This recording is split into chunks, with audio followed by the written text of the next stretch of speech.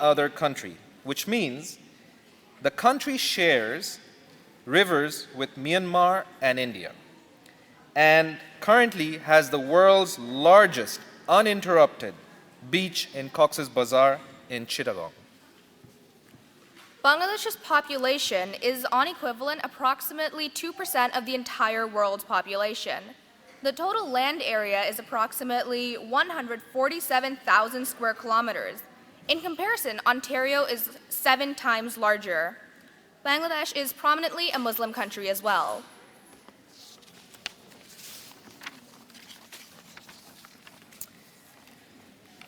So now that you all have a synopsis of Bangladesh, we'd like to begin our program with a Quranic recitation followed by its translation.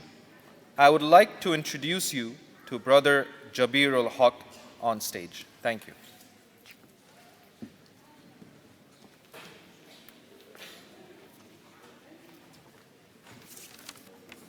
Assalamu alaikum wa rahmatullahi wa barakatuh.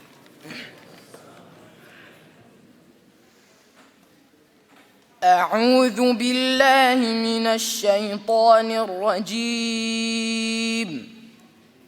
بسم الله الرحمن الرحيم.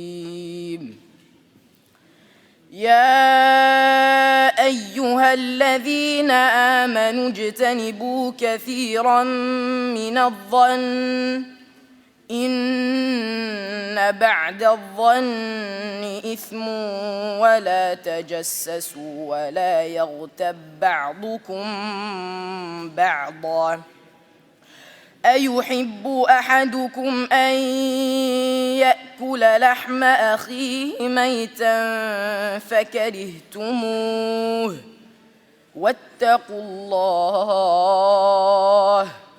إن الله تواب رحيم. يا أيها الناس إنا خلقناكم من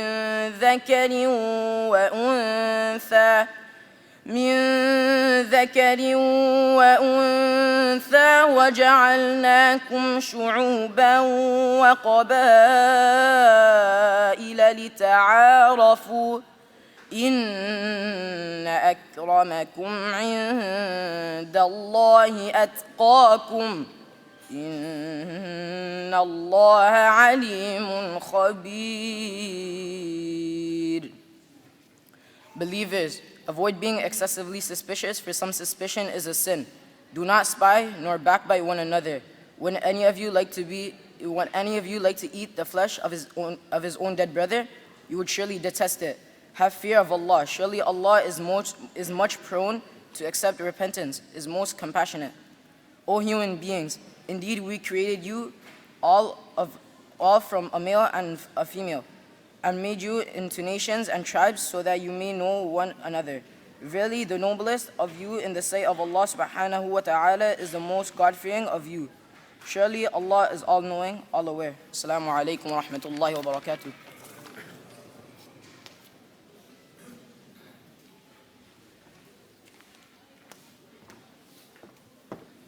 Jazakallah khair, Brother Jabir ul-Haq, for your recitation and translation. May we all benefit from these ayahs, inshallah. Ameen. We would now like to call upon Sheikh Dr. Abdullah Hakim Quick to provide his opening remarks. Over the past 4 decades, Dr. Quick has traveled to 61 countries where he lectured at universities, mosques, and public events. He has also served as an imam, a teacher, counselor, and media consultant in the USA, Canada, South Africa, and the West Indies. He is currently a senior lecturer with the Islamic Institute of Toronto, IIT, and the outreach coordinator with the Canadian Council of Imams. Please welcome Dr. Sheikh Abdullah Hakim Quick on stage.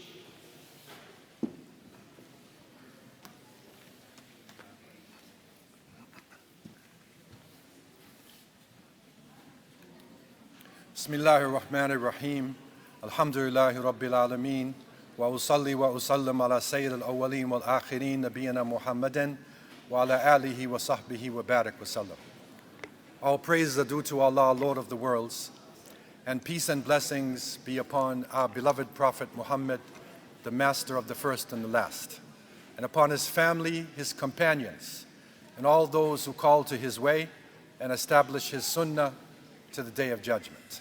As to what follows, my beloved brothers and sisters, to our guests, our friends, I begin with the greeting words of the righteous. Assalamu alaikum wa rahmatullahi wa barakatuh. And special greetings to our deaf Muslim community that is here today, and to our non-Muslim friends who may be here also. And it is our prayer that these moments we spend together would be a source of peace and a source of understanding.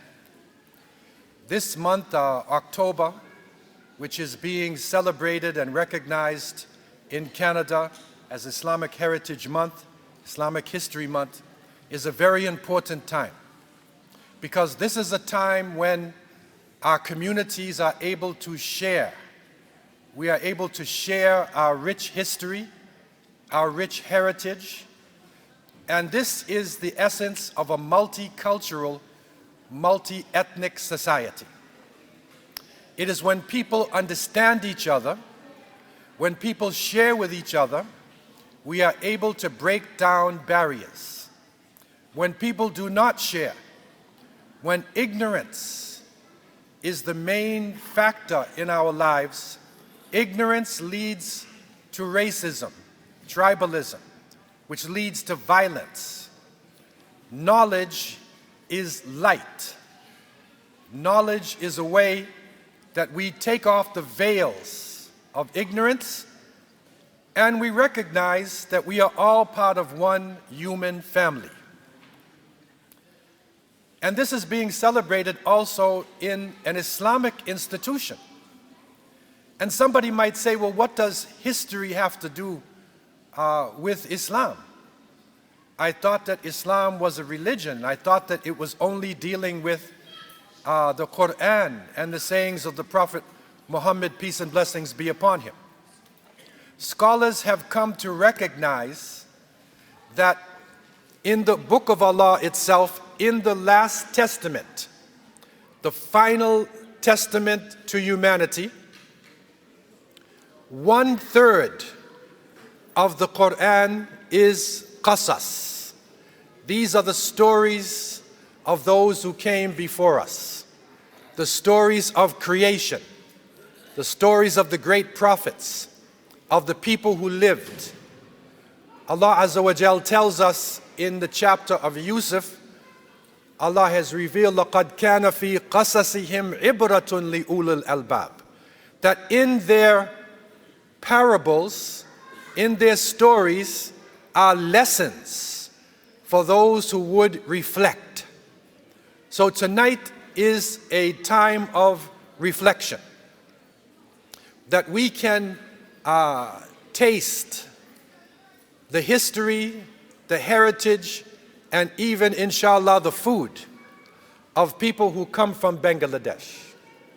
And this is a great blessing that our community is so broad, because when our nations, when our community is united, as the First Nation people in Canada would say,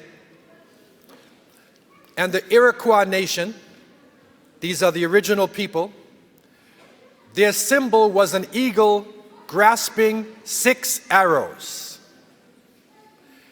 And scientifically, if you take one arrow, you can break it. But if you put it together with 5 other arrows, then it becomes an unbreakable force. Similarly with Muslims, when we are united together, Prophet Muhammad, peace be upon him, and we hope, inshallah, that you'll also come back with us next week. We are planning to have the Uighur Muslims from East Turkestan to understand what is happening to our brothers and sisters in this part of China. Following that, the Rohingya Muslims, we also want to understand what is happening there in Myanmar. Following that, Kashmir. We want to look at Kashmir and the culture. and to understand what is happening to our brothers and sisters in that part of the world as well. The other great blessing of Islamic History Month is not only for Muslims to understand each other, but it is for the society, for people of other faith to understand who Muslims really are. We share our events. Some of the posters that you see during our events, we take them to schools, we take them to universities, to the city halls. We share it with the society, so the society can understand more about our rich culture and the great contributions that Muslims have made and are still making to society today. So it is a great privilege and an honor for me to have been associated with the community of Bangladesh from the early days when I was practicing Islam here in Toronto from 1970. From the early times, I was very intimate and close with brothers and sisters from the Bangladeshi community. And being together on an occasion like this, we learn more about each other, and inshallah we come closer together, and we break down tribalism and racism and misunderstanding. So with these thoughts, I also welcome everybody here to the Islamic Institute of Toronto, and welcome you not just for tonight, but to be with us for the rest of the month and possibly the rest of the year. Our website, www.islam.ca. That's an easy one. Islam.ca. If you turn into that, you will see the events that are going on here at our center. So alhamdulillah, this is a great opportunity for us, and I pray that Allah subhanahu wa ta'ala would bless our brothers and sisters who have put the effort in for the presentations. And may Allah bless all of you who have taken off your time to come here tonight, and may Allah help us to grow from strength to strength and continue in programs that foster unity and foster love and understanding between us. I leave you with these thoughts, and I ask Allah to have mercy on me and you. Wassalamu alaikum wa rahmatullahi wa barakatuh.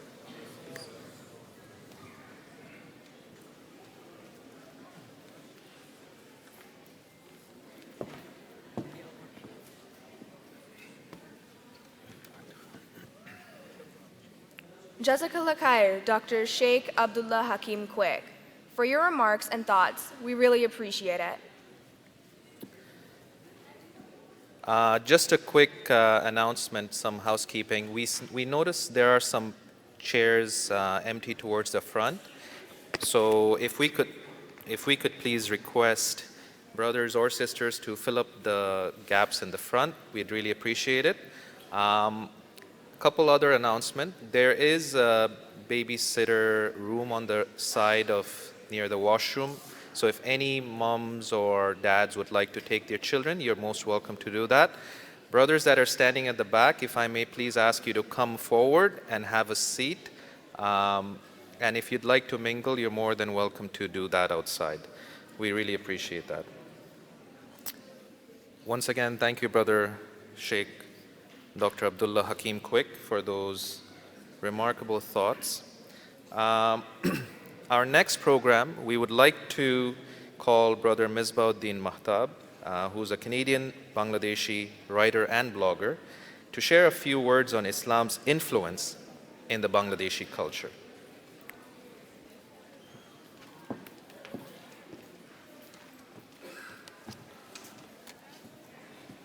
Assalamu alaikum.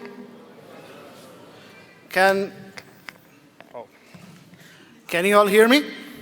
Yes, good. Because I've been told I'm very loud, usually by my family, so this is a good thing.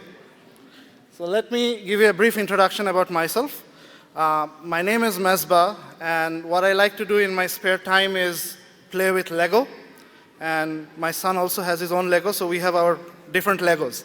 And what I do is I wrote 4 books on stories from Islam and stories from Quran. So story from Surah Taha, from Surah Nuh. So that's my little claim to fame. Today I've been asked to give a talk on Islam's influence on Bengali culture. And culture is a big thing. So what I did was I picked 3 things that I think are important for culture. So it's music, poetry, and food. And of all of those, my favorite topic is food. So I'll come to that. So let's start with Islam in Bangladesh. So you can see that the green circle today, that represents Muslims in Bangladesh, and that's 90%. So right now, 90% of Bangladesh is Muslim. So that means obviously Islam has had a big impact in Bangladesh. Not just our religion, but our way of dress, our speech, our food, our thinking, our poetry, our government. So this is the influence of Islam that I have to present in 10 minutes or so. One little thing about Bangladesh is that we are 98% Hanafi mazhab. So not only are 90% of the country Muslim, but 98% of those who are Muslim follow the Hanafi mazhab. Very homogeneous, with one exception. We love our shrimp. So on that part, we are not Hanafi. So you will get shrimp dishes everywhere. So again, as I said, I keep coming back to food, but let's continue to how Islam came to Bangladesh. Very briefly, in the 13th century is when we have documented records of Islam prospering in Bangladesh. Before that, we had traders and merchants, but from the 13th century is when Islam started to be established in Bangladesh, and mostly due to what we call peers or fakirs or dervish. So these are preachers. We call them Sufi, and Sufi is a very big term. So what happened is they would come, they would preach in a certain village, and they would have followers. Their students would go and preach elsewhere. So this is how Islam spread. One of the most famous of them was Shah Jalal. So the country's airport is named after him, the Dhaka airport. So along with India, Bengal was really the center of Sufi Islam. And Sufism has a very vast spectrum. So there's very orthodox compared to very lenient, and all of them you find in Bangladesh. Some of the more famous one is the Chishti, which was followed by the Mughal emperors. And there's also other schools that were followed by the Ottoman emperors.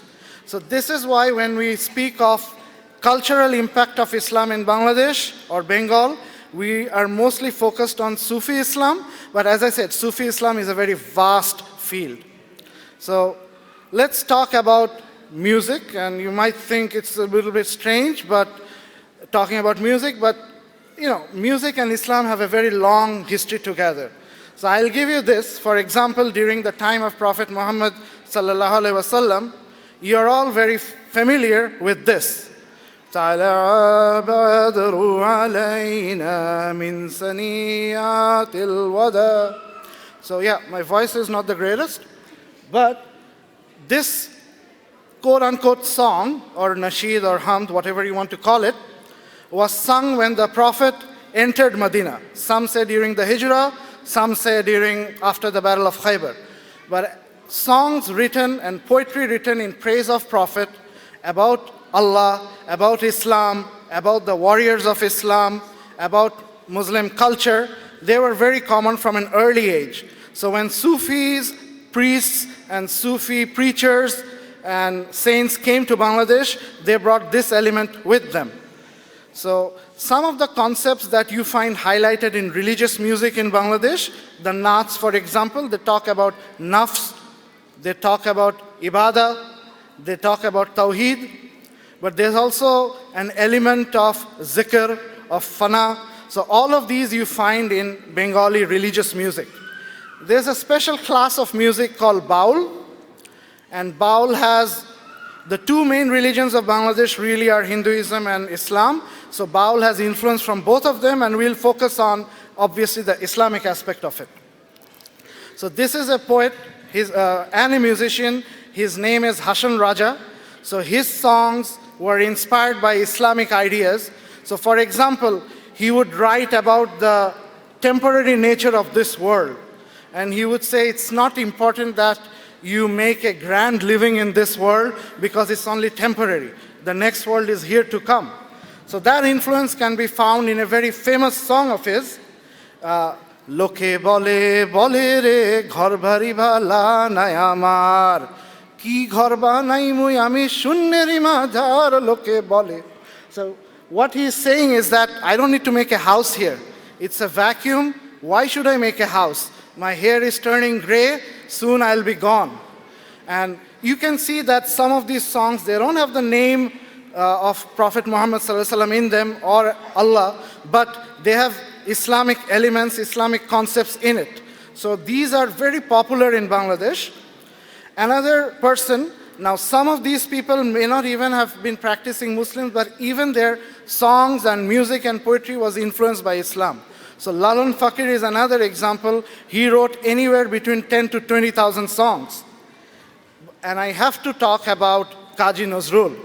So he is the national poet of Bangladesh. He also shares my birthday. Not the year, just the date. Anyone knows who the national poet of Pakistan is? Yes, it's so Allama Iqbal and Kazi Nazrul are the two big stalwarts of Muslim India. So at that time it was all India, and these were big cultural influence. So today I'll talk about Kazi Nazrul just a bit, but you can write a whole lot about him. So he wrote almost 4,000 songs and much more in poetry. So some of the famous nasheeds of Bangladesh, for example, Tribhubane Priyo Muhammad, which talks about the birth of Prophet Muhammad sallallahu alaihi wasallam, or about Tora dekhe ja amina maer kole. All of these were written by Nazrul. He actually had a religious upbringing, and as a young man he worked as a muezzin, so he had a very beautiful voice. But he was also young, idealistic, and he saw what Bengal was going through. At that time it was dominated by the British, and the British used to rule with an iron fist in Bengal. And Kazi Nazrul could not digest the fact that one time Bengal was a powerhouse of Muslim knowledge, of Muslim power. And today they were being oppressed, they were being humiliated. So he wrote poems that came to symbolize rebellion. And he was known as the rebel poet, Bidrohi Kabi. And for this, he was put in jail many times by the British. So he wrote poems that encouraged Muslims and the people of Bengal to break the chains, the physical chains that they were put in, and the metaphysical chains of culture of inferiority complex. Not only did he write these poems that were so moving, they were so inspiring that many years later, when there was a civil war in Pakistan and Bangladesh was fighting, the liberation movement used these same poems that were written against the British to inspire the Bengalis movement. So he had a very lasting influence on Bengali culture. One of the things was that he took ghazals. So in Bengali it's called ghazal. I looked it up. So he took ghazals that were Persian and Urdu and introduced them to Bengali. He was also one of the main contributors that encouraged Muslim Bengalis to get involved in arts. Previously, arts in Bengal was dominated by non-Muslims, so he encouraged Muslims to also get into poetry, into music. So he had a big influence, and we'll see some of the Islamic influence on him. This is a very famous poem, Karaho Louho Kapat. And what he's asking is for people to break the iron gates. So you can see that he is full of passion. He's full of fire. But as he grew older, he became a little bit mellow. And one of the last poems that he wrote, it's sort of a prayer.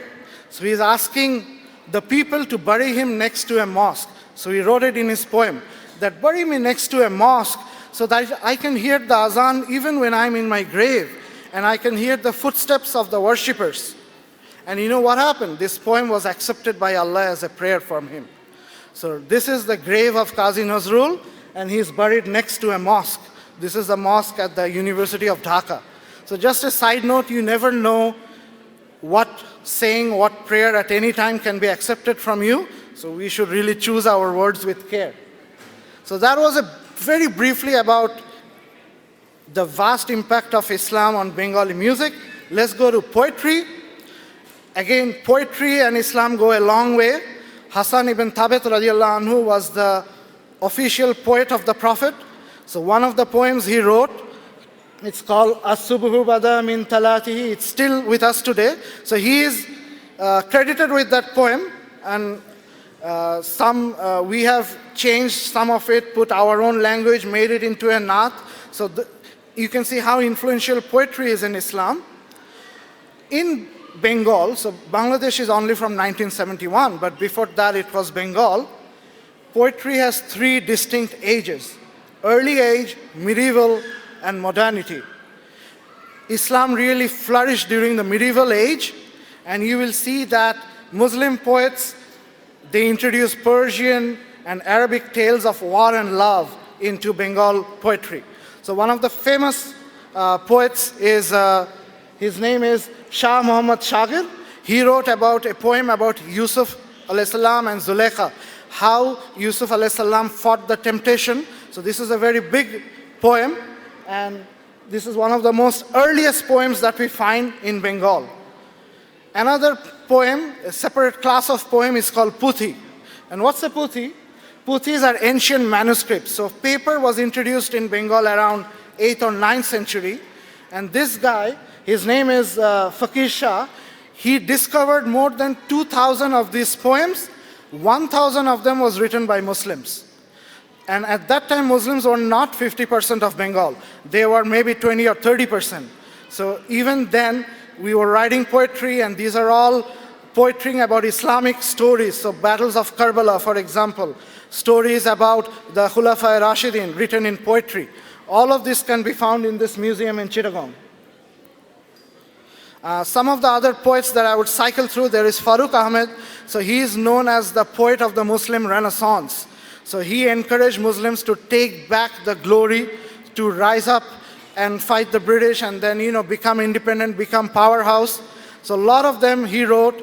There is Abdul Shukur al-Mahmud, again famous. What he did was he explored Muslim history for imagery. Now I come to my favorite topic, food. So I know that after this presentation, it's not food immediately, but I would like to whet your appetite by talking about Islam's influence on Bengali food. So this is a question that I put to you. What is the single greatest food introduced by Muslims into South Asia? Biryani. Yes. You could look at this picture all day. There's a quotation that you cannot satisfy everybody, you are not biryani. So biryani is the greatest, I would say, and many people would say, contribution of Islam into South Asian cuisine, and obviously it has impacted Bangladesh as well. This is something called kachi biryani. Kachi means raw, obviously, but what they do is they put the goat or the mutton. You have to have Haji biryani. It's a very different type of biryani. Is that the river Ganges or Ganga flows from India to Bangladesh. As soon as it crosses Bangladesh, the fish caught in the Bengali waters, the price is 10 times more. I don't know why. Marketing. But this is what we call Hilsha biryani. So one of the final food items that I want to talk about. So my name is Mezba, so I have to talk about something called Mezban. And what Mezban is, it's found in Chittagong. So in Chittagong, they have a myth that Jafar, the cousin of the Prophet, once visited Chittagong from Abyssinia through a trade ship. We don't know how true it is. We hope it's true. But we have a special type of food called mezban that come from Persian and Arabic origin, and it's said to date back from them. What it is it's done on occasion of akika or marriage, and they cook the whole, like 3-4 cows, and they feed like 1,000 people. And it's cooked all day. Everybody in the area is welcome. So that is one of the last things that I wanted to talk about. But the impact on culture is vast. There's music, food, poetry, language, fashion, the clothes that we wear, politics, what we do. So what I have touched upon is a very brief thing, and I hope that as you get to know more of us, you'll find you'll learn more about us. Thank you so much.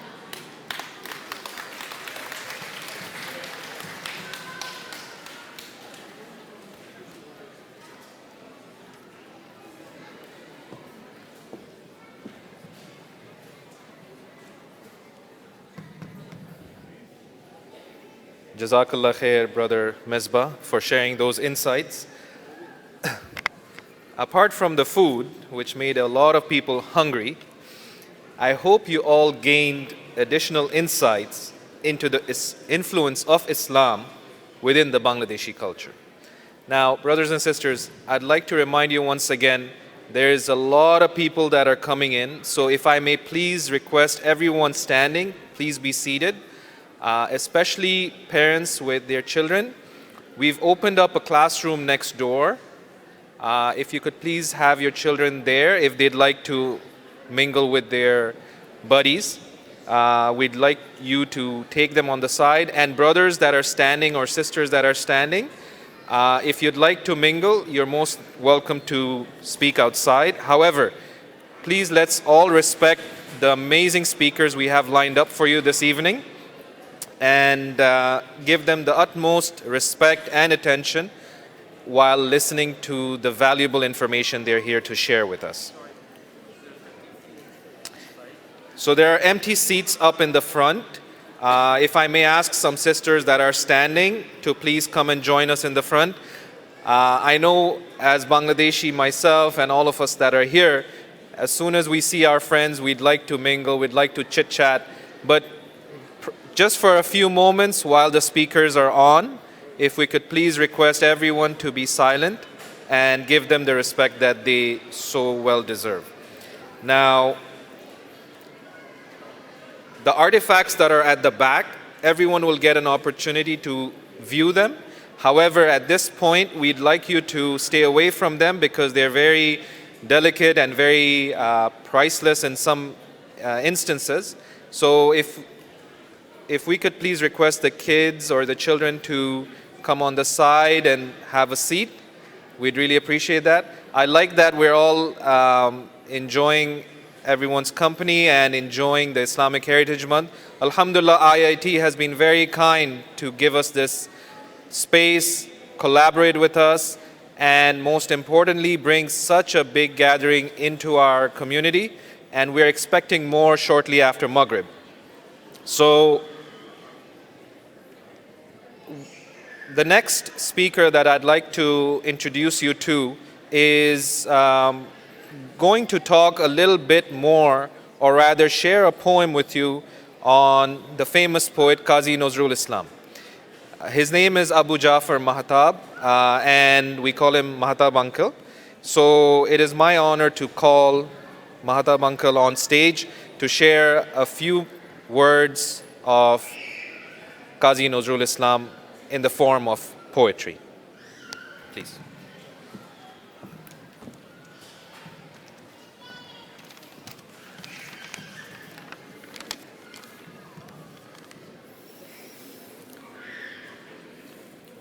মানুষ কবি কাজী নজরুল ইসলাম। গাহি সাম্যের গান, মানুষের চেয়ে বড় কিছু নেই, নহে কিছু মহিয়ান। নাই দেশ কাল পাত্রের ভেদ, অভেদ ধর্ম জাতি, সব দেশে সব কালে ঘরে ঘরে তিনি মানুষের জ্ঞাতি। পূজারি দুয়ার খোলো, ক্ষুধার ঠাকুর দাঁড়ায় দুয়ারে, পূজার সময় হলো। স্বপন দেখিয়া আকুল পূজারি খুলিল ভজনালয়, দেবতার বরে আজ রাজা টাজা হয়ে যাবে নিশ্চয়। জীর্ণ বস্ত্র শীর্ণ গাত্র, ক্ষুধায় কণ্ঠ ক্ষীণ, ডাকিল পান্থ দ্বার খোল বাবা, খাইনি তো 7 দিন। সহসা বন্ধ হলো মন্দির, ভুকারি ফিরিয়া চলে, তিমির রাত্রি পথ জুড়ে তার ক্ষুধার মানিক জলে। ভুকারি ফুকারি কয় ওই মন্দির পূজারীর, হায় দেবতা তোমার নয়।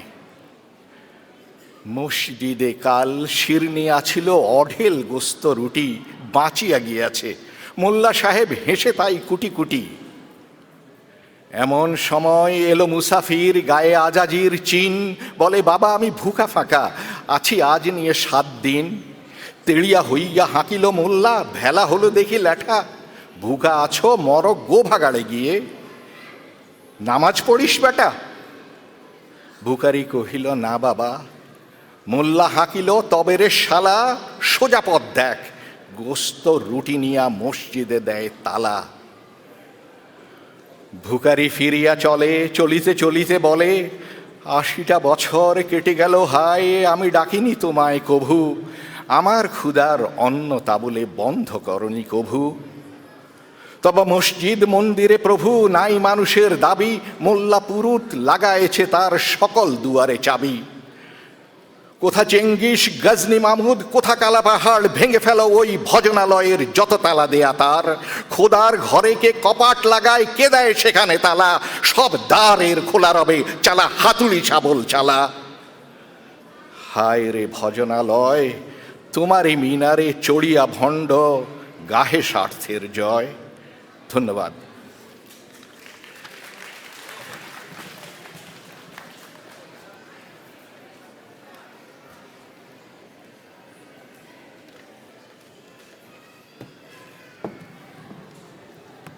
Jazakallah, brother Abu Jafar uncle. So, some feedback that we just got is sisters cannot hear what we're saying, and brothers can hear us, but it's not so clear. So, what will help with this is if everyone calms down, keeps a little silent, that'll help everyone to hear whoever is on stage, inshallah. Okay. The next segment is going straight into Maghrib, inshallah. So we will resume our program shortly after Maghrib. So Maghrib will be behind you right at the back. There are arrangements for brothers and sisters. So please join us for Maghrib. Inshallah, we will resume after the namaz, inshallah. Oh, did I take you? Oh, I'm so sorry. Sorry. What did you... Yeah.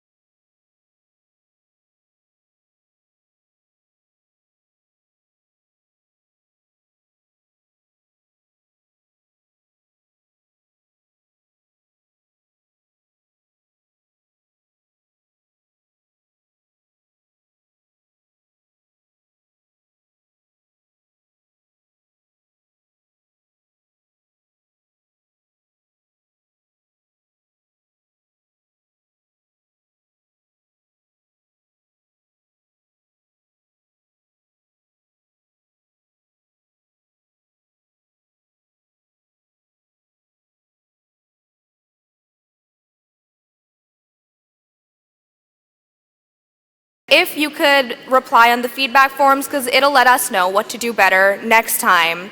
Feel free to include your contact information on the back, however, it is not required. Now, here's a fun fact. There are approximately 70 million Bangladeshis living outside of Bangladesh. They are active in communities contributing towards understanding Islamic knowledge. There are some 8 mosques in the GTA alone that are managed by Bangladeshis. Thank you, Raisa, for that fun fact.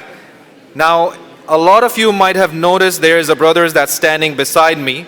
He is part of our ASL services for our brothers and sisters that do not hear, do not see, or kind of trying to accommodate everyone in that community. So, the next event that we'd like to call on, may I please have your attention? Thank you.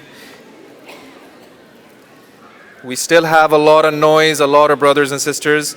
Okay, so in the interest of time, we would like to call Brother Asad Ashraf to share an informative session on Bangladesh's Islamic roots and its contribution. Now, a brief intro about Brother Asad. I also call him Asad Uncle.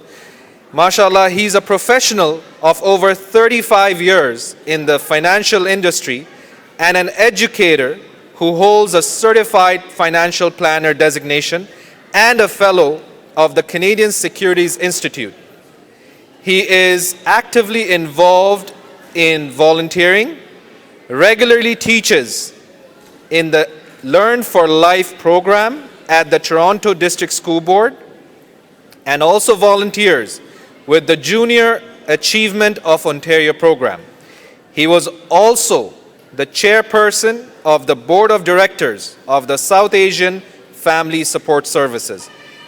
Additionally, he was the treasurer of various school councils and is a fellow of Paul Harris Foundation of Rotary International.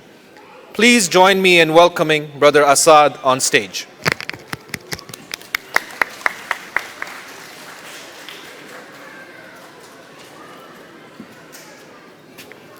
Assalamu alaikum wa rahmatullahi wa barakatuh. Brothers and sisters, I need your attention for the next 20 minutes, not longer. Please, I'll appreciate that if you just give me this attention. We can get it done faster, and then you can enjoy the food earlier. The longer you delay, the food will be delayed.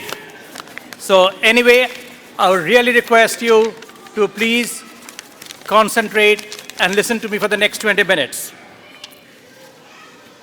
Is anyone having problem listening to me? Can everybody listen to me? Closer, or can I take this out? This can be taken out. Okay. Yeah. Yes. I'll leave it there. A'udhu billahi minash shaitanir rajeem. Bismillahir rahmanir rahim. First of all, I would like to thank Allah subhanahu wa ta'ala for making it easy and making this arrangement for us to come here together, mix with each other, learn from each other, share from each other, and whatever we know, I don't know much, I'm not a scholar, little bit what I have an understanding, we'll be just sharing that, and hopefully we'll all be gaining a little bit from there. And after that, my salutations, my choicest blessings to Prophet Muhammad, peace be upon him. So before I start, why we are here, I must thank the Canadian government for that first. They declared the month of October to be the Islamic Heritage Month. All 3 levels of government, the federal, the provincial, as well as the municipal government. We really want to thank them. And why did they do this? I'll cover that a little bit later in my presentation.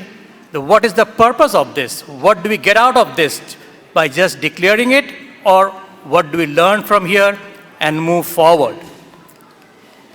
So before I start, the other thing I cannot start without even thanking IIT, the Islamic Institute of Toronto, for organizing this, making this gathering, allowing all of us to come here and listen to and know all our history and past for different countries, the religion which we are standing here today. So congratulations, thank you to the management and everyone of IIT. The other thing is the volunteers who have been working over here. I'll thank them for organizing this. These are all volunteers. There's no organization as such that who is organizing this. There are few individuals, so we must thank them. So anyway, before I start, or a little bit go into the depth, Islam and our Islamic history in Bangladesh. Islam has not been there for too long. If you really look back, it's only 1500 years. We are today in the 21st century. It was in the 6th century when Islam came into this world. During the Prophet's lifetime, some say that Islam it came to the subcontinent. And if you look into the map of Bangladesh, which we'll be getting a little bit later on, is how and from where people came in to spread the religion.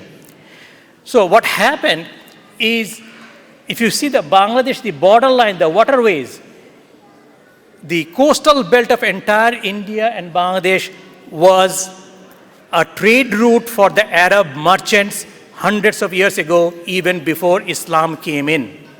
So the merchants from Arabia were coming into this subcontinent, to this belt, for trade for a long time. What happens when these people come in, they just don't come and buy and sell, because they're coming in after a long travel from Arabia. It took them months to come. So they were staying there for some time. They were intermingling with people. They were interacting with the people. And what happens when you interact with people, people start learning about each other. And that was one of the things which happened the moment Islam came in, and the merchants who were Muslims came into this part of the world. They were interacting with the people in the coastal belt. So that was one of the ways which the people came in. And if you look into this map, the Arabia,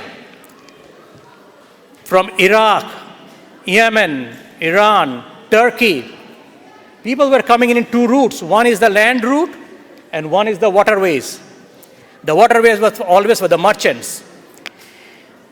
And in the land route, there are confirmed reports that expedition took place as early as the 7th century. Islam came in the 6th century, and in 7th century, there is Muhammad bin Abul Qasim came to India in 711 Christian era or AD. Between 7th and 14th century, a number of land expeditions came in. We have these people who came in, like, I'll name some of them. Muhammad ibn al-Qasim, he came in 8th century. Mahmud Ghaznavi was one of the first rulers who came in the 10th century. Ghiyasuddin was the founder of Tughlaq dynasty in India in the early 14th century.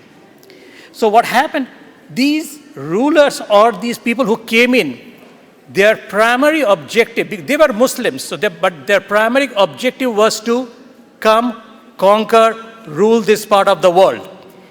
Spreading religion was not, they spread religion, but that was not their primary job, or they never wanted to primarily do that. They wanted to, if they stay, they're doing business, they're ruling. Islam was being interactive, people were interacting with Muslims at that time. So all these land expeditions were up to the Mughal dynasty, when Babur came in, and it was an Islamic state he created in Delhi Sultanate. In fact, the Delhi Sultanate was done by the Ghiyasuddin, and Shamsuddin Ilyas was the first one who formed the Bengal Sultanate in the entire Bengal region, and he declared as a Islamic kingdom. So the first Islamic kingdom was formed in the Bengal Sultanate. It was in the 14th century. Prior to that, there were a lot of interactions, but it was not a conversion of Muslims, of those people who were already in that part of the world, the local population.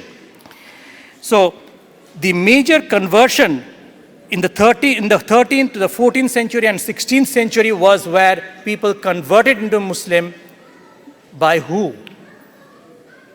By the scholars who came in from Arabia, from Yemen, the people who dedicated their life for the religion. And they spent the whole life coming in and spreading the religion. What I will do, I'll just name and then I'll go back to my old slide to explain. One of the first scholars was Baba Adam Shahid. He came and settled in Vikrampur, which is near the Dhaka or the central region. So he came and he settled down in the central region. We then have Muhammad Sultan Rumi. He came and he settled in the western part of Bangladesh, Rajshahi, that area. We have Sheikh Jalaluddin. He came and he settled in the northern part. So each of these scholars were spreading religion in a localized area. We have Khan Jahan, who came in and he settled in the Khulna or the western region. So all of these scholars, they came and spent time in each of the local areas because the transportation was not as good as today, what you see. At that time, it was all they were moving in foot, or they were just having the camel or the horse ride, they were having it. So it was a difficult time. However, they were all in the localized area they came in. In the coastal belt of Chittagong, we have Shah Amanat Shah, Shah Garibullah Shah. They are the people who came and they spread the religion. So these are the Sufis or the scholars who came to spread the religion. Fine. So first we have the rulers who came and ruled, and during that time the scholars, they spread. Now let's look into it. How did they spread?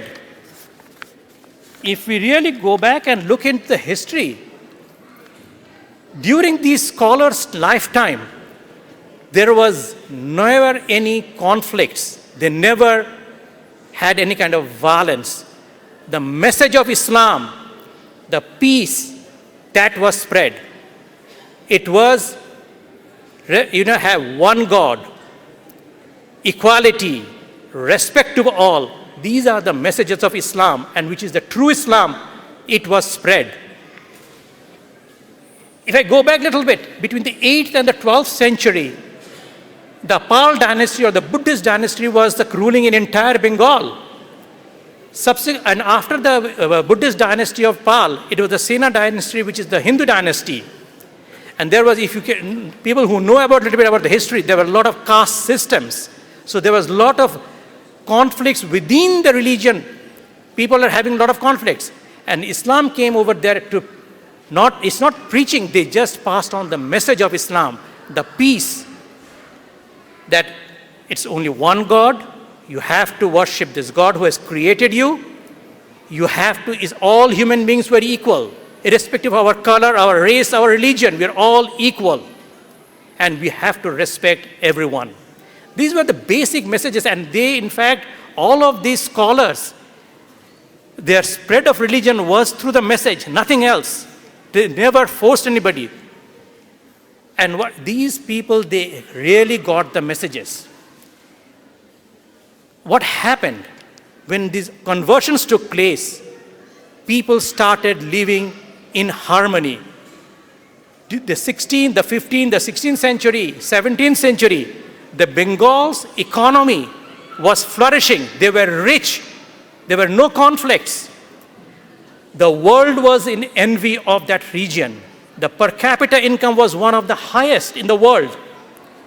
So we see because of this problem of the economy was going so good, people were happy, things were good. We see the Britishers came in.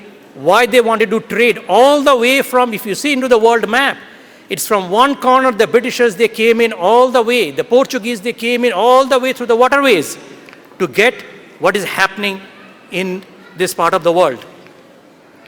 So if I little bit just go forward, and then this is what happened. Islam was in the 6th century, and then between the 7th and 8th centuries, Muhammad Ibn Qasim came in. In the 10th century, Mahmud Ghaznavi was there.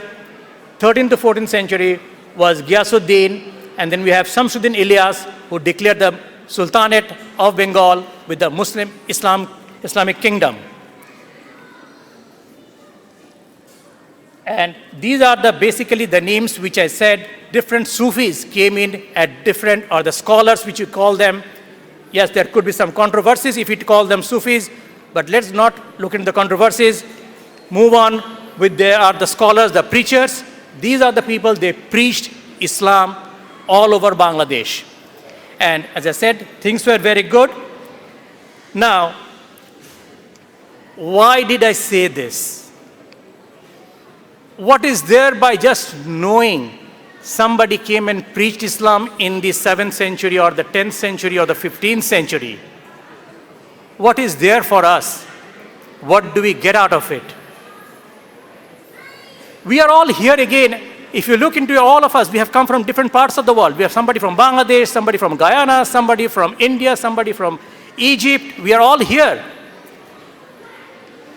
If you look into the message of Islam, the way Islam spread at that time was the pure peace, the religion of peace. Today we are missing this peace. If we really understand our religion, the core, this core is very simple. You worship only one God. And Allah subhanahu wa ta'ala, He is the only one to be worshipped. And we have to respect each and every one. We live here with our co-workers, our neighbors of different culture, different background. Why can't we show the same respect? If you really go back to even today in Bangladesh, I don't know how many, if people who are not from Bangladesh will be surprised to know this. The Muslims, the Christians, the Buddhists, the Hindus, they're all living together in harmony. We are celebrating the Hindus' pujas. We are celebrating the Christmas in Bangladesh. People are celebrating the Buddha Purnima of the Buddhas. And Hindus and Buddhists are also celebrating the Islamic festivals of Eid and other festivals. And these are all national holidays. So you can imagine that even today, they are living in peace. And you see, these are the mosque, the temple, the church, everything is there. This is one thing a little bit confuses me always. If all these three things and people are living together, why can't we live together in peace and harmony?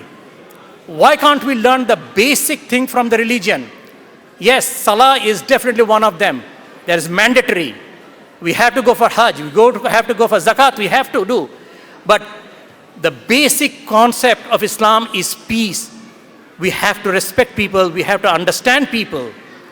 Without that, it will be difficult. We have to be answerable for all our deeds, whether small or big.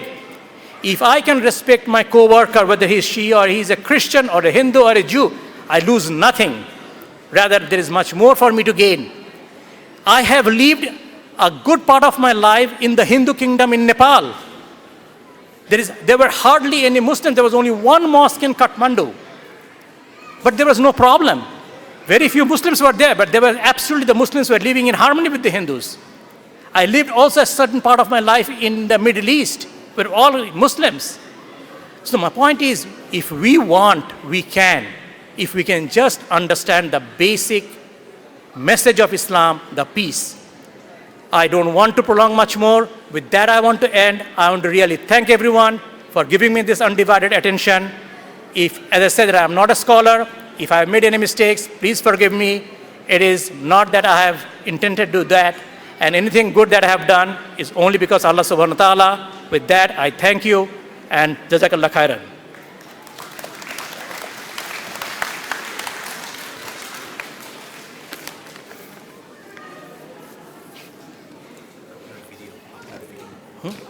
আমার video পরে ভিডিওতে আছে না এরপরে আলাদা করা হয়েছে ওটা আজকে পাঠিয়েছিল মনিদিন আজকে পাঠিয়েছে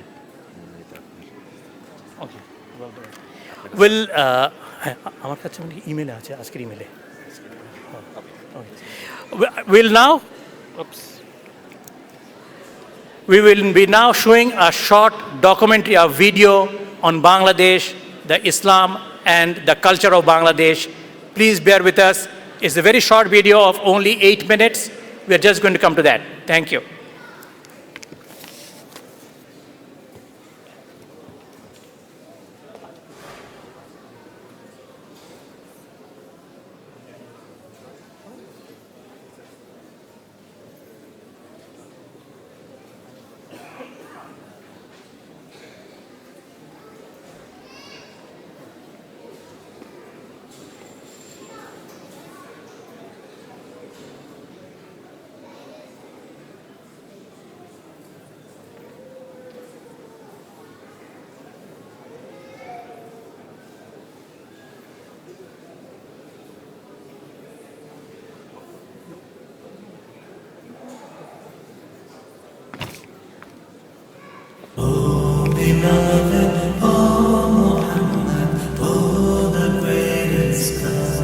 As I just mentioned, that this is a very short documentary, a video on the history, the culture, heritage of Islam in Bangladesh. Okay, so we can go ahead.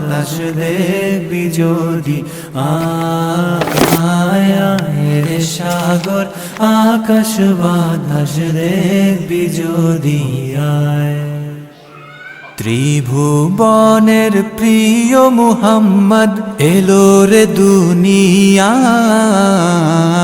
আয় রে সাগর আকাশ বাতাস দেখবি যদি আয় আয় রে সাগর আকাশ বাতাস দেখবি যদি আয় ধুলির ধারা বেহেশতে আজ জয় করিল দিল রে লাজ ধুলির ধারা বেহেশতে আজ জয় করিল দিল রে লাজ আজকে খুশির ঢল নেমেছে আজকে খুশির ঢল নেমেছে ধূসর সাহারায়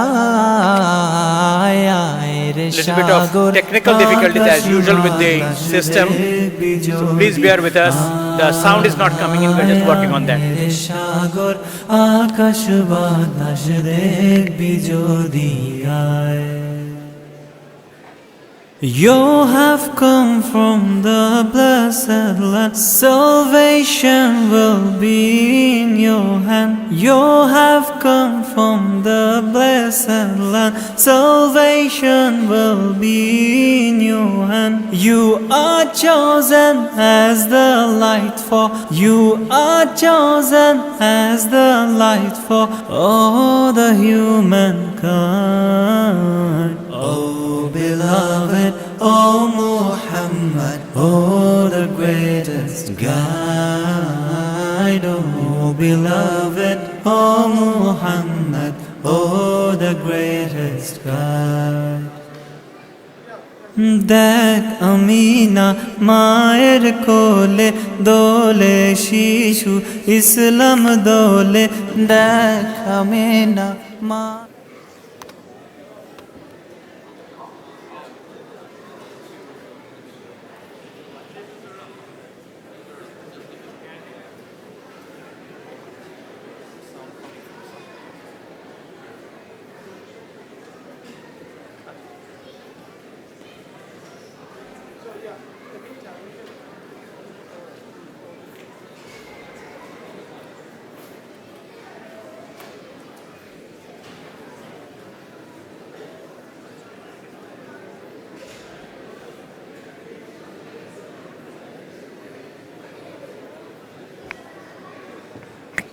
Assalamu alaikum.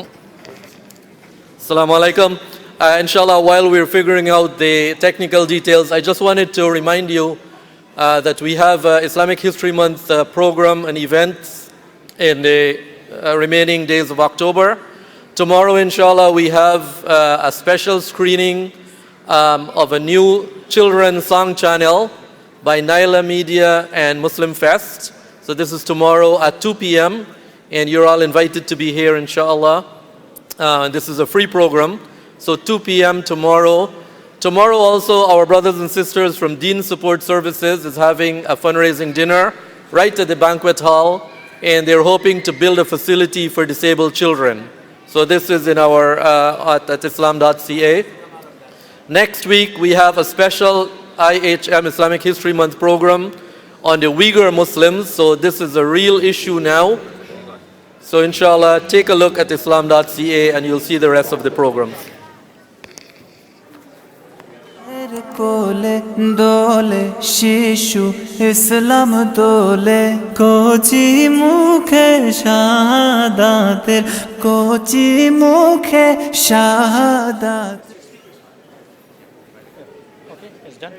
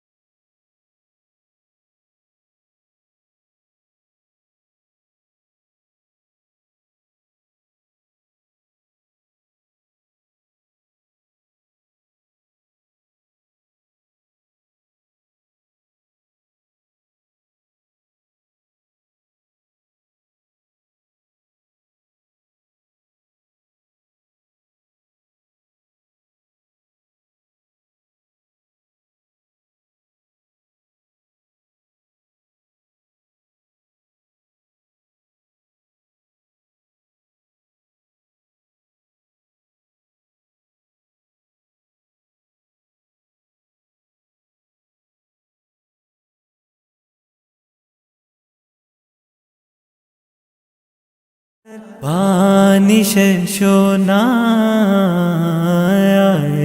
সাগর আকাশ বাতাস দেখবি যদি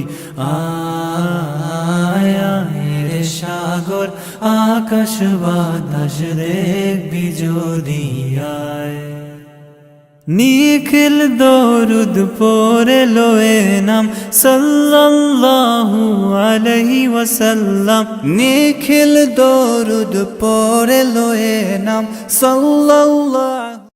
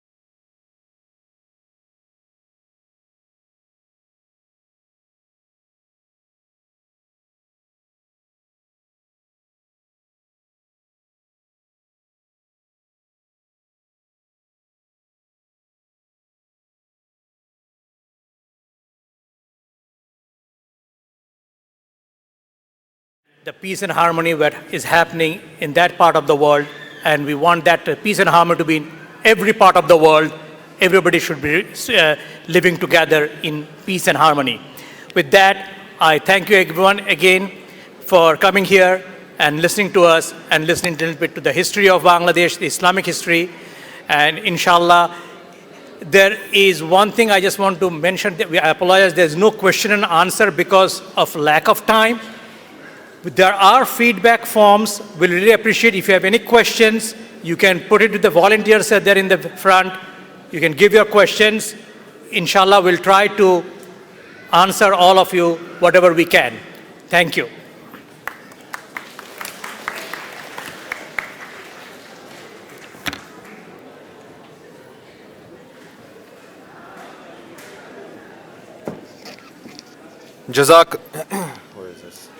Jazakallah, Brother Asad, for enlightening us with this brilliant documentary and your knowledge base on culture and religion.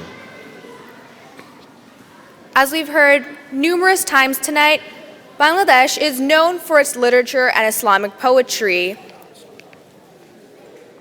One such person, Qazi Nazrul Islam, has had his name come up many times tonight. His Islamic devotional songs are especially popular during the holy month. We will shortly be playing a clip for you encompassing some of his devotional poetry. عليه وسلم जिन पोरी फेरिस्ता सालम जिन पोरी फेरिस्ता सालम जाना है नबीर पायो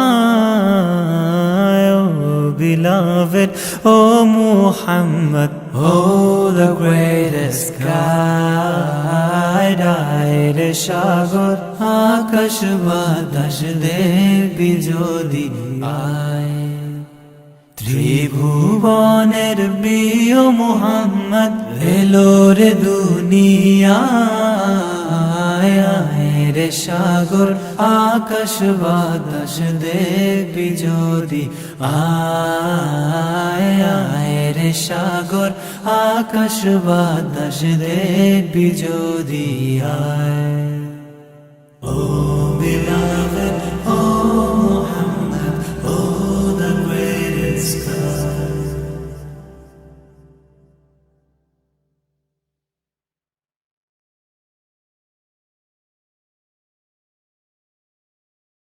Oh beloved, oh Muhammad, oh the greatest God ত্রিভুবনের প্রিয় মুহাম্মদ এলো রে দুনিয়ায় রে সাগর আকাশ বাতাস দেখবি যদি আয় আয় রে সাগর আকাশ বাতাস দেখবি যদি আয় ত্রিভুবনের প্রিয় মুহাম্মদ এলো রে দুনিয়ায় আয় রে সাগর আকাশ বাতাস দেখবি যদি আয় আয় রে সাগর আকাশ বাতাস দেখবি যদি আয় ধুলির ধারা বেহেশতে আজ জয় করিল দিল রে লাজ ধুলির ধারা বেহেশতে আজ জয় করিল দিল রে লাজ আজকে খুশির ঢল নেমেছে আজকে খুশির ঢল নেমেছে ধূসর সাহারায়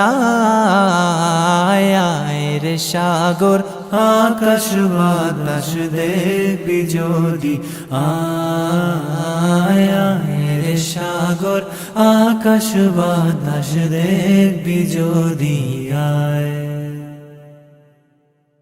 You have come from the blessed land, salvation will be in your hand.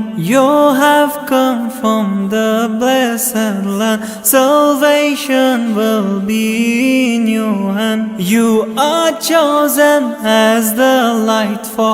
You are chosen as the light for all the humankind.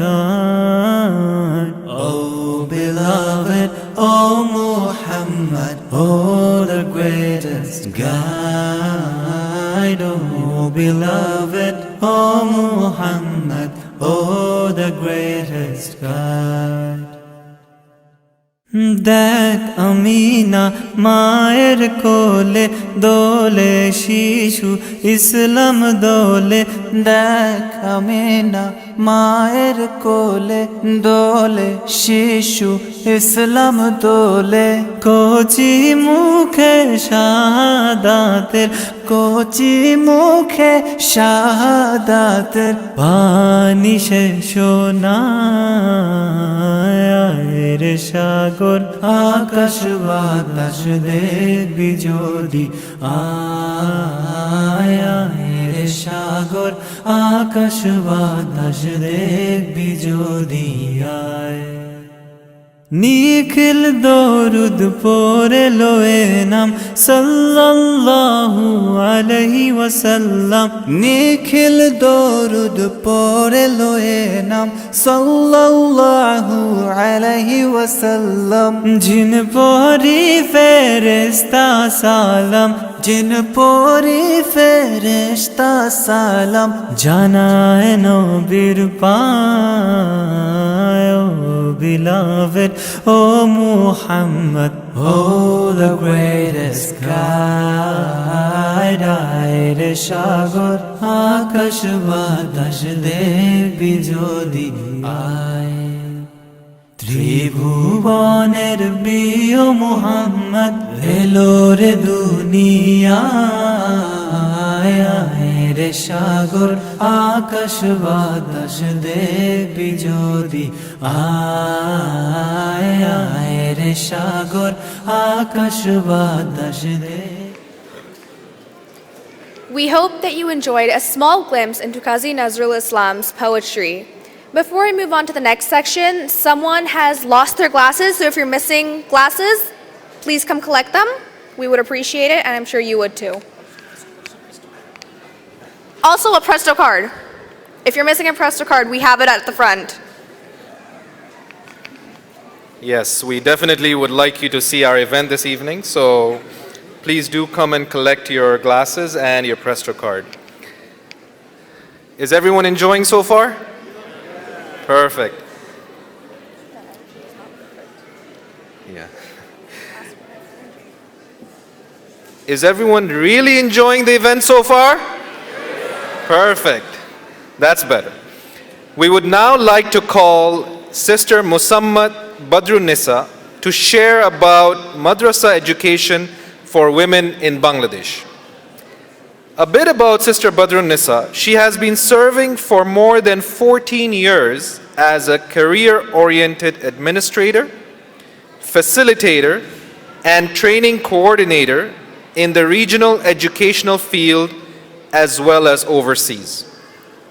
She is also the chairperson and CEO of the Empowerment and Human Development Society.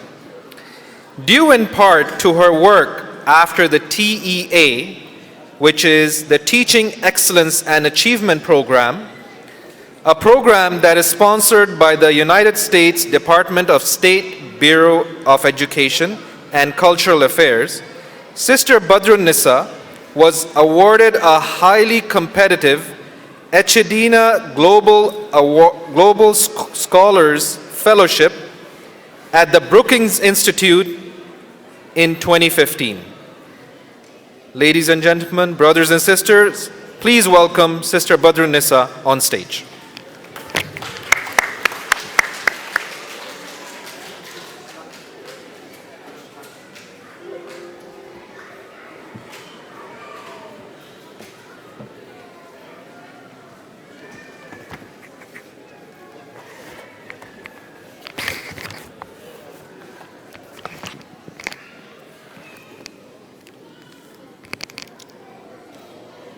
Bismillahir Rahmanir Rahim. and assalamu alaikum everyone.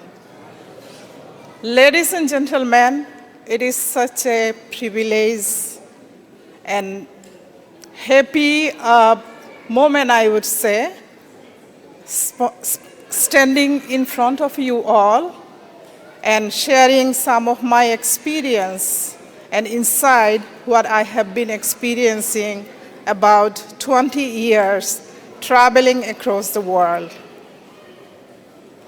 I would like to appreciate the organizers and volunteers. I am one of the newcomers in this community. Although I came here in 2017 as a speaker in one of the events which is organized by the Sylheti community of Bangladesh as one of the speakers.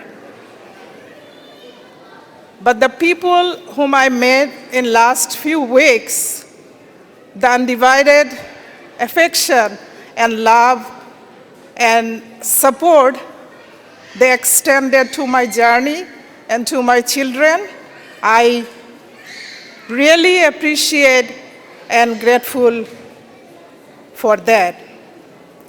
I also like to thank to the organizers, especially for this event, Mr. Mohiuddin, Brother Suhaib, and most importantly, my brothers, Mr. Nurul Islam and Mr. Moinuddin Chaudhuri, who helped me to introduce with this group and letting me to speak up about my work. It's a beautiful night. And I would say, and I would agree with Brother Abdullah Hakim, what he said, this is the time to share our uniqueness, celebrate the differences, educate each other, and remove misunderstandings, and having conversation about our culture, about our heritage. Dear brothers and sisters, we are going through in an unique era, a crucial time. Our students and our children, they are facing so many questions in their everyday life about their identities, about their beliefs, and as well as the ongoing misunderstanding and ongoing, I would say, the violence and extremism, and as well as the Islamophobia tendency from the people around us. I would like to appreciate the people in the Canadian government who brought up this very important issue, and for that reason today we all are gathered here. So as Brother Shuaib introduced me, I have been working in Bangladesh about 20 years in the education and social development sector with a special focus on the madrasa education and girls' education in madrasas. Besides that, I travel about 20 countries, speaking about the challenges and opportunities the students are facing in madrasa education, and what are the opportunities they are having in those Islamic institutes.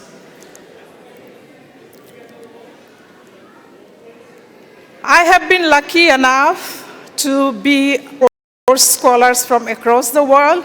So I was one of the scholars in 2015 and produced a paper named Improving the Quality of Girls' Education in Madrasas. And tonight I am going to share about the paper and as well as some interventions what we have taken in Bangladesh. The paper, the discussion guide and program plan, it was from my 15 years involvement in madrasa education, and also the Center for Universal Education. They are familiar with doing research and making policies for United States and as well as countries like our part of the world. And the research what we have done at the Brookings Institution is taken by different universities like McGill universities, Australian universities, and some other countries as well. The research findings, what we have found from the research, madrasa education is a solution for many. Sometimes we blame that like Islamic institutes provide extremist ideologies to the students, or they are backward. They provide traditional education. But my research and what we have found, in poor situations and poor families, without any tuition, madrasa education providing education that million of students. 40,000 madrasas across the Bangladesh approximately, and those are Aliyah and Qawmi madrasas. Aliyah madrasas are, we could say it is like progressive madrasas, curriculums are revised, and on the other hand, the Qawmi madrasas are still following the traditional curriculum and education system. Only one teachers training college for providing 40,000 madrasas based in Dhaka city. So this is not enough to provide quality education for 40,000 madrasas, about 3 million students. Lack of quality education, as I mentioned, the only one teachers training college is not enough to provide teachers training. So lack of quality education exists in the madrasa education system. Poor communication with the international and national communities and agencies. So I would like to mention here, when I started or thinking my thought process, I was decided to work in madrasas. I have been questioned from different, even from the government agencies, why you are interested to work in madrasas, why not other secular schools? So there is a gap and misunderstanding with the madrasa education system, not only the outsider agencies, but also our own people and own agencies. So, and limited research. When I was doing my research at the Brookings for, as a resident scholar for 5 months, so I have found that there was not enough adequate research on this very important topic. The challenges of girls' education, what are the challenges girls are facing? Small number of female teachers. Early marriage is very common in the madrasa communities. Wrong interpretation of religious narratives. Insufficient support, emotional, mental, and physical well-being for the students, and excluding women from decision-making and peacemaking process, and lack of role model or leadership in the madrasa education system. So what we have done so far as an organization, we reached out 300 madrasas across the Sylhet region with teachers training and different kind of arrangement for especially for the girls student. Active partnership with the US Department of State, British Council, and Asia Foundation. Forming girls study club, about 150 girls study club we have formed so far. And I have been invited, as I mentioned, about 20 countries, about the lessons and about what is going on in madrasa education and what we need to do for them. And building trust and mutual respect by exchanging ideas, hosting international guests in madrasa communities. So there are some pictures from the ground, the teachers training, meeting with the principals, employment through involving the girls, students in different kind of activities, taking the students in field trip. These are some picture from girls are speaking up in front of the audience, and I have been speaking in United States in a church. They were invited me to know about this girls education system in Bangladesh and building bridge. So these are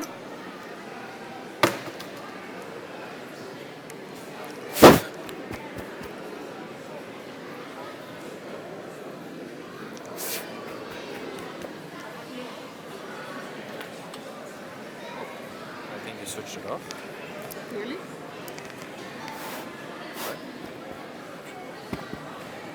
Hello? Hello? Oh. Battery's over, I think. So let's change the battery. Can you get me battery from here, please? আমাদের কিন্তু running short much behind. Yeah. One second.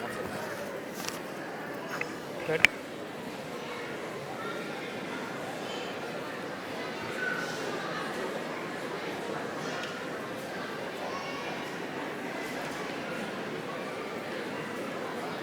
I don't know, but আবার try করে দেখতে পারি. Oh, that's the batteries? Got it.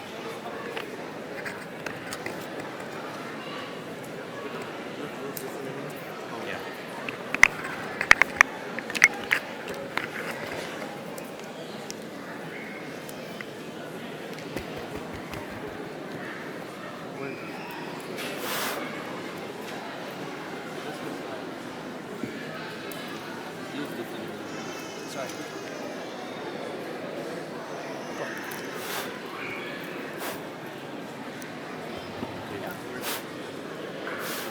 Sorry. Sorry, thank you for the technical problem. So, as I mentioned, like the intervention we have been taken, it works for the building bridge with the international agencies like the US ambassador to Bangladesh. And someone standing next to him, he is the Assistant Secretary for the Asia and South Asia. So he came to Bangladesh to see the madrasa education system, Friendship Without Boundaries. So what the recognition I have been awarded as one of the influential teacher in the world from the International Research and Exchange Board, and working with the international champions like Malala Fan, and she is the former Prime Minister of Australia, who are in a group with the former First Lady of United States. They are working for the girls' education in different countries. So now, just for a few minutes, as our time is limited, I would like to share a small video from the students as a testimony, and I think you will enjoy that. So I need Brother Shoaib's support to play this video.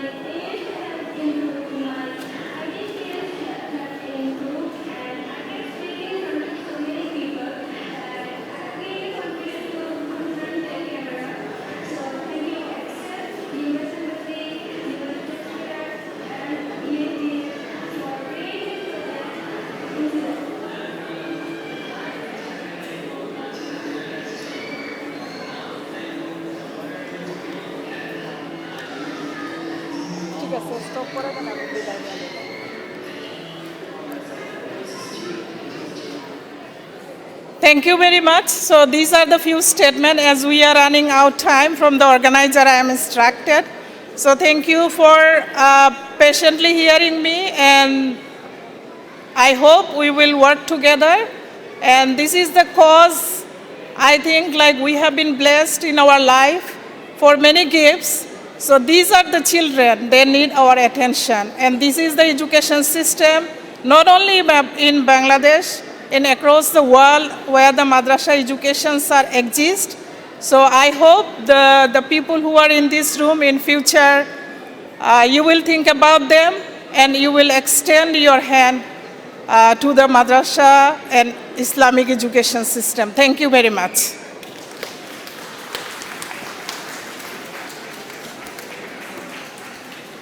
Sorry, sister. Sorry.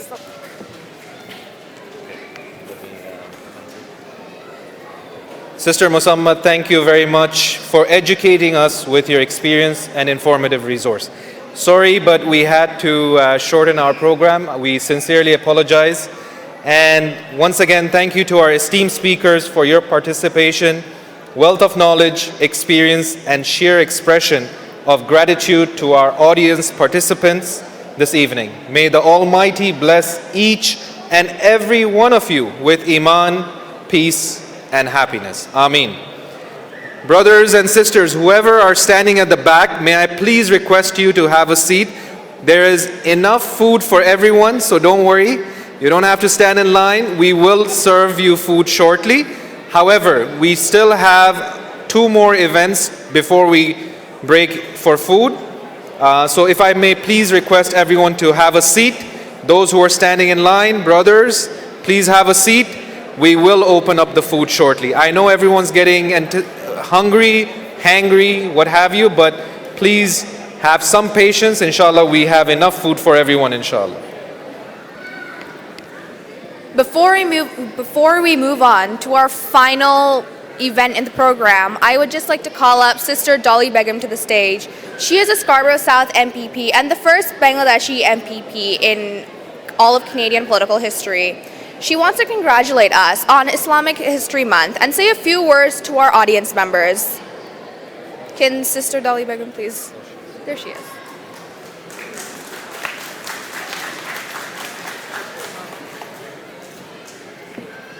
Thank you, sister. Assalamu alaikum. Can everyone hear me? What an incredible audience. I walked in and honestly I thought, am I in the right place? Of course I'm in the right place because Assalamu alaikum, all the uncles I have, I feel like I'm amongst family members. It's so incredible. I just want to say congratulations on first of many, inshallah, Islamic Heritage Month events we will have in Toronto.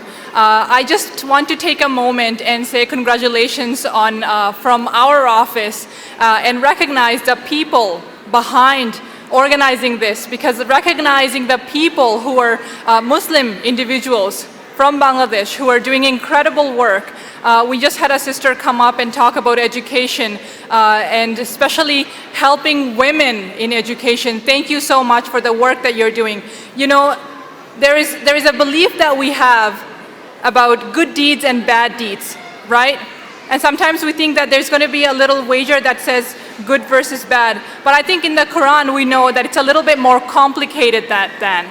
But I know the work that the organizers have done, there is true appreciation for that, because we need to make sure that we show Islam in a positive way in our community. The rise in Islamophobia will be combated through love, through compassion, and through this kind of gathering where we show how positive the impacts are of Muslims from all around the world and how wonderful their contributions are to our community. So thank you so much. I would like to, just for a short moment, call up the organizers, Mr. Mohiuddin Ahmed, Asad Chaudhary, Asadul Ashraf, Shahid Khandakar, Nurul Islam, Shaheen Siddiqui, Mahbub Latif Bhuiya, Muhammad Irshad Kabir, Abuzar Mahtab, Zilzanahin Jagirdar, Syed Jalauddin, Siraj Iqbal, Wahidur Rahman, and Zohurul Islam. If I may ask you to come up just for one moment, I have a proclamation from our office to congratulate you all and say thank you very, very much for organizing this. Thank you. A big round of applause for them. Thank you.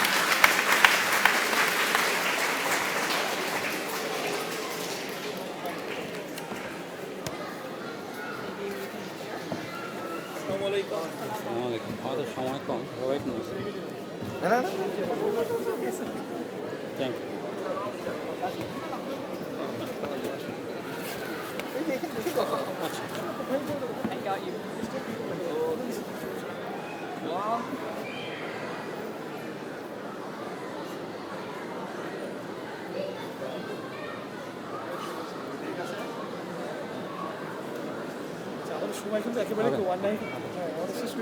Okay? Thank you. Thank you very much. We are lucky. We are lucky.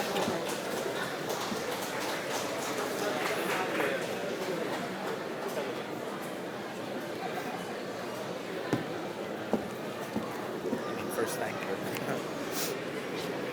Yes, sir. And you're speaking very close to the mic. Do I start? Yeah, this way. Thank you so much, Sister Zali Begum. We also have a congratulatory note from the Premier Doug Ford and the Toronto Mayor John Tory. We would now like to call Sheikh Ahmed Kutti to present the awards to our young Hufazes in the Bangladeshi community. Sheikh Ahmed Kutti is a prominent North American Islamic scholar. He is currently a senior resident Islamic scholar at the Islamic Institute of Toronto and has taught at Emmanuel College of the University of Toronto as an adjunct instructor. Please welcome Sheikh Ahmed Kutti to the stage.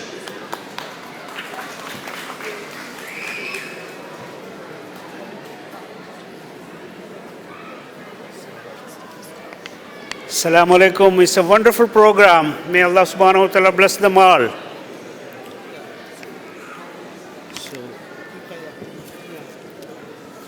So you can call.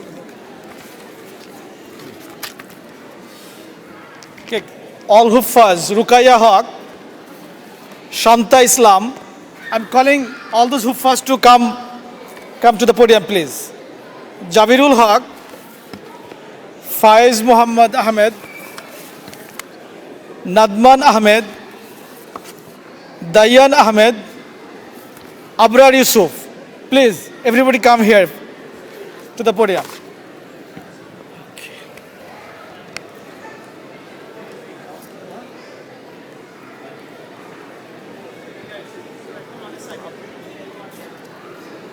Abrar Yusuf.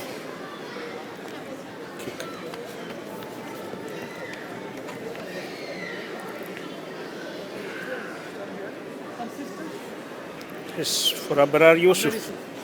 You are Abrar Yusuf? Okay.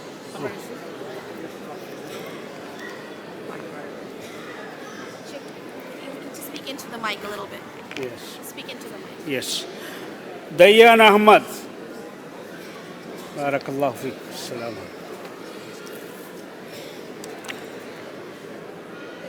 Nadman Ahmad. MashaAllah. Congratulations.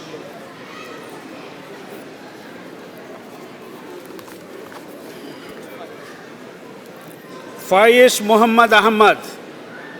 Barakallahu feek. Salam.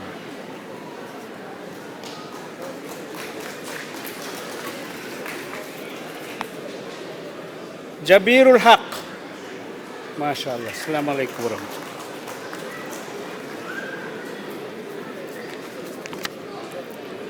Shanda Islam.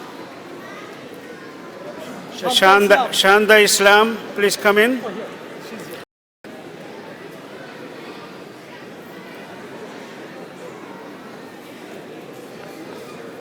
MashaAllah. Congratulations for you. May Allah bless them all, grant them success in this world and the next world. And all of you, may Allah subhanahu wa ta'ala send down His blessings on all of you, inshallah, and give us all success in whatever endeavors we are engaged in. Alhamdulillah, we heard wonderful lectures and presentations. It's really inspired me to hear and listen about the history of Bangladesh. They did a wonderful presentation and a program. May Allah bless them all. Assalamu alaikum wa rahmatullahi wa barakatuh.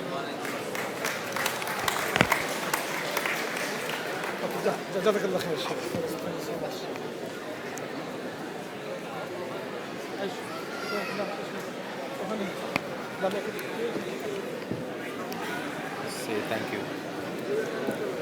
Thank you so much, Brother Ahmed Kutti, for doing the honors in celebrating our young Hufazes.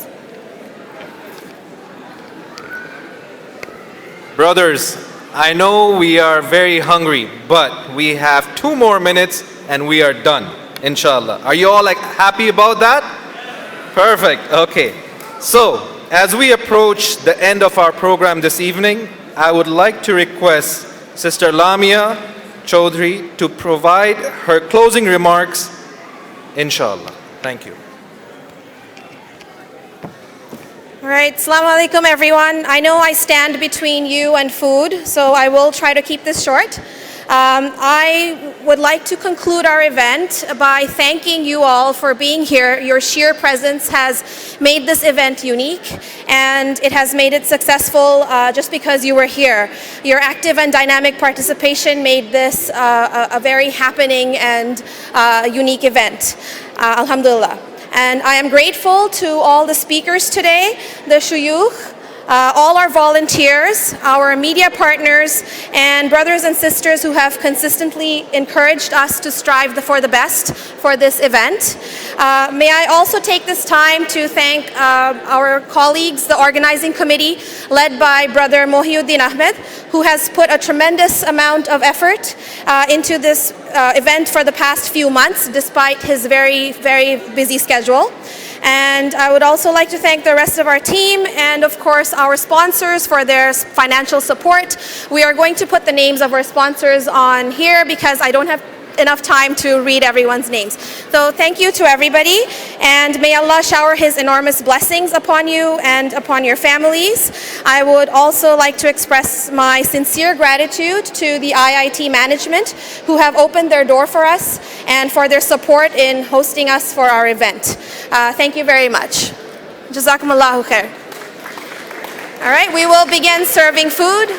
Thank you.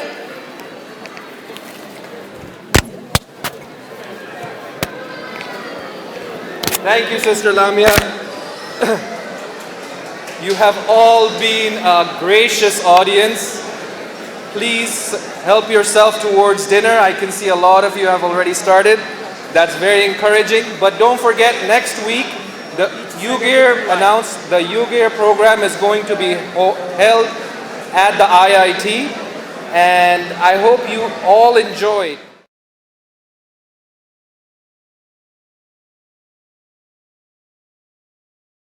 If you have any feedback for today's event, please do share those with us.